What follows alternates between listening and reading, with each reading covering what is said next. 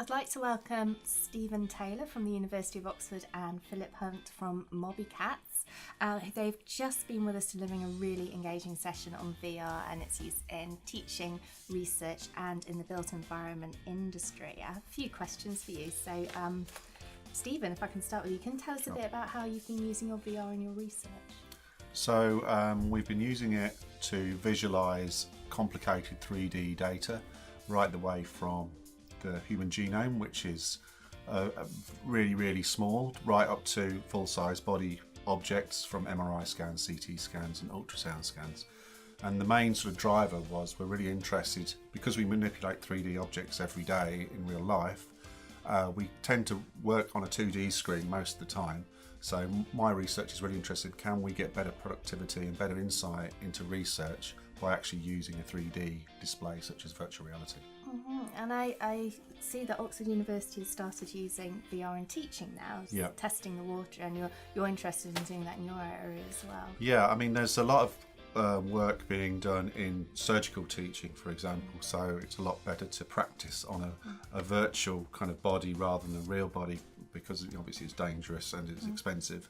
So there's a lot of work going on there.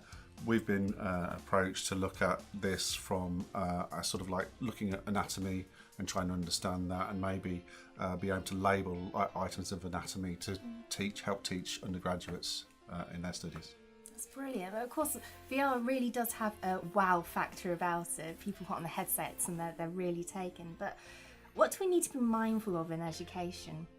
Well, I think absolutely that, because it's easy to buy a headset and then do some nice display and everybody goes, that's really great, but what do they really get from it when they've left that? Have they learned more? Have they got more insight? And I think there needs to be more work done on studying that. And I know there's some research of that going on in Oxford University itself. And Phillip, you've been doing a lot of work on building VR and AR apps for the construction industry and built environment. What were the drivers behind that? Well, I think we're a mobile apps business, and we saw VR as a different gateway into accessing technology and providing information for people.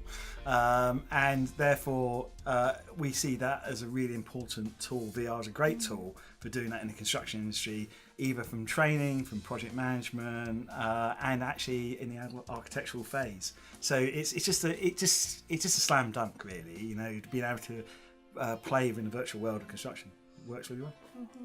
That's great. And VR it's not a technological fantasy anymore in industry. And our students who are graduating in a couple of years' time, what do you think they might expect to experience? Well, I think VR will become a key tool in every part of construction, from design through actual buildings and so forth. And I think they should expect to be able to use those tools. So being able to use them in the design process and being able to use them in things like training, on-site training, and so forth. And I think really the big piece in the future is going to be AR, mixed reality. So the HoloLens type products, Magic Leap, where you can actually see VR within the real world.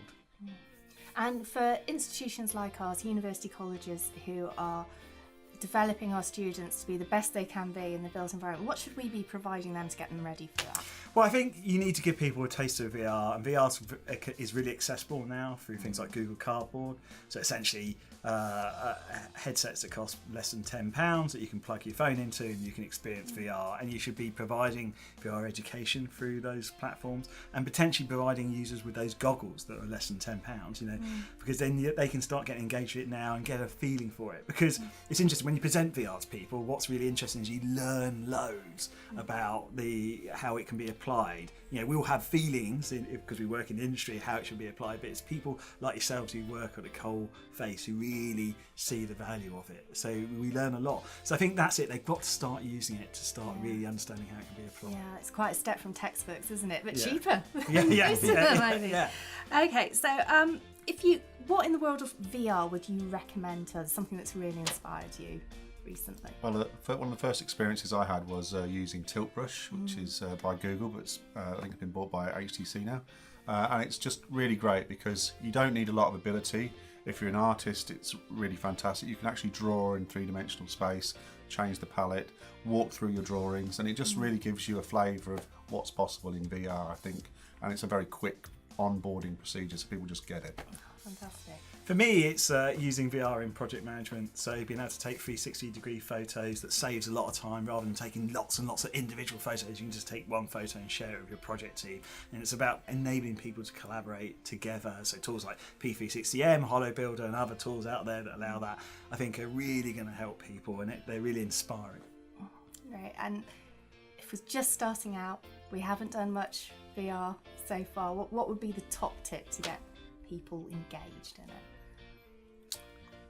Well, I think just getting them to try any app that's really easy to just get a feel from, because you don't really understand VR. Most people don't understand how good VR is until they've actually used it, and you don't want to give them a bad experience. So I think just like I said, something like Tilt Brush or some other high quality app that they really think, wow, the sky's the limit here. Because I think the things we're seeing now, it's like the infancy of computing in a way, where you've got a lot of sort of very basic kind of things, even though it's quite advanced. But in the future, it's going to be so permissive in society. I think you really need to kind of get them to understand it's going to be all-encompassing. For me, again, it goes back to Google Cardboard. Get a Google Cardboard headset, shove your phone into it, and start downloading some VR apps to experience it. And if you want to spend a little bit more money, buy yourself a 360 camera. They're only about £130. And just watch how people get delighted when they see themselves in the 360 video. It's really quite incredible. And it's not just the young and the people that are confident about technology, it's also the old as well, because they immediately get it as soon as they move their head, and it's just the smile that appears on their faces. And from a resource perspective, YouTube has loads of videos on VR that I think worth engaging with. You go to our site, pvcm.co.uk, you can find loads of stuff there, which points you into different directions. Of course, I'm going to push my stuff, but so just there's plenty of stuff on the web. Just have a search, but just get yourself some goggles and go for it. Well, thank you, though. Thank you for giving us so much to think about and such an inspiring session today. Thanks.